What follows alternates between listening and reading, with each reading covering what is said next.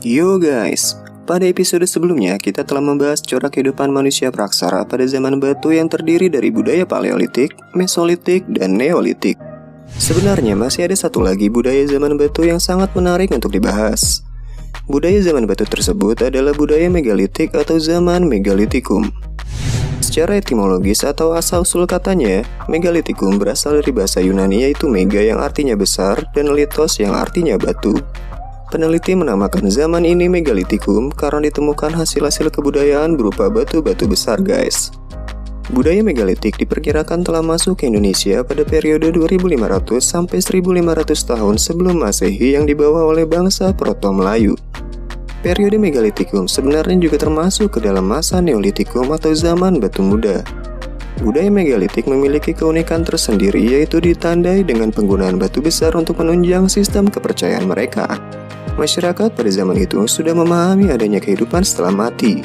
Mereka meyakini bahwa roh seseorang yang telah meninggal akan hidup di alam lain. Sistem kepercayaan tersebut dapat terlihat dari beberapa kegiatan ritual. Kegiatan ritual yang paling menonjol adalah upacara penguburan orang meninggal. Dalam tradisi penguburan ini, jenazah orang yang telah meninggal dibekali berbagai benda dan peralatan kebutuhan sehari-hari, misalnya barang-barang perhiasan, periuk, dan lain-lain yang dikubur bersama mayatnya. Hal ini dimaksudkan agar perjalanan arwah orang yang meninggal selamat dan terjamin dengan baik guys. Selain upacara-upacara penguburan, juga ada upacara pesta untuk mendirikan bangunan suci. Mereka percaya bahwa manusia yang meninggal akan mendapat kebahagiaan jika mayatnya ditempatkan pada susunan batu-batu besar. Adapun peninggalan-peninggalan zaman megalitikum antara lain yang pertama adalah sarkofagus. Sarkofagus adalah kubur batu berbentuk panjang yang memiliki tutup di atasnya. Sarkofagus diletakkan di atas tanah dan tidak dikubur dalam tanah. Sarkofagus biasanya diberi ukuran maupun lukisan-lukisan manusia dan binatang yang dianggap memiliki kekuatan magis. Waruga. Dalam bahasa Minahasa, waru artinya rumah dan ruga artinya badan. Jadi waruga berarti rumah tempat badan yang akan kembali ke surga. Waruga fungsinya sama seperti sarkofagus yaitu untuk menyimpan jenazah, namun memiliki perbedaan dalam bentuknya. Waruga berbentuk kubus yang memiliki tutup seperti atap rumah. Jenazah yang dikubur di dalam waruga posisinya seperti posisi janin ketika dalam kandungan. Posisi jenazah jongkok di mana kepalanya menyentuh lutut. Dolmen. Dolmen adalah meja batu tempat meletakkan sesaji yang dipersembahkan kepada roh nenek moyang. Di bawah dolmen biasanya sering ditemukan kubur batu. Ukuran panjang sisi-sisi dolmen sekitar 3 meter dan disanggah oleh beberapa batu dengan tinggi 115 cm. Ada kalanya di bawah dolmen dipakai untuk meletakkan mayat.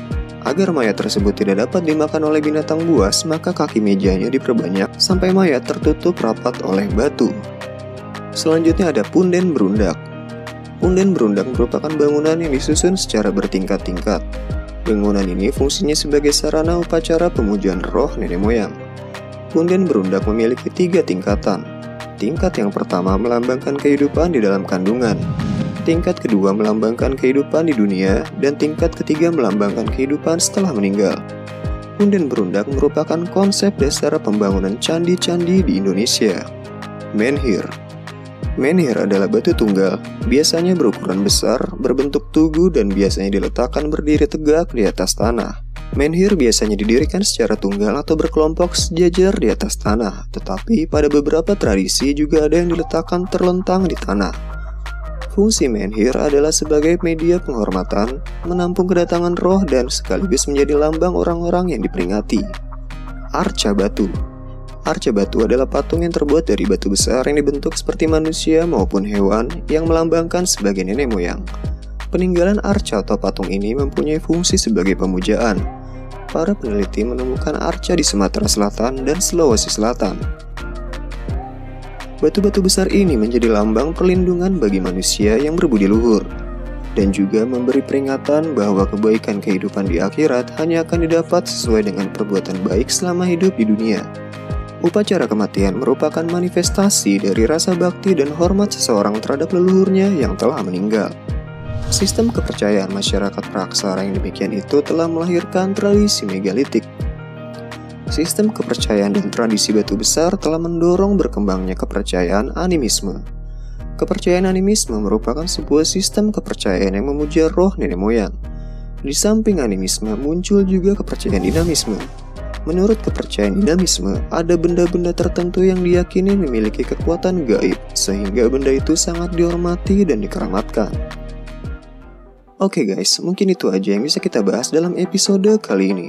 Dukung kami dengan subscribe channel ini, tinggalkan like dan komentar yang membangun. Sampai jumpa pada episode selanjutnya dan akhir kata salam Jas Merah.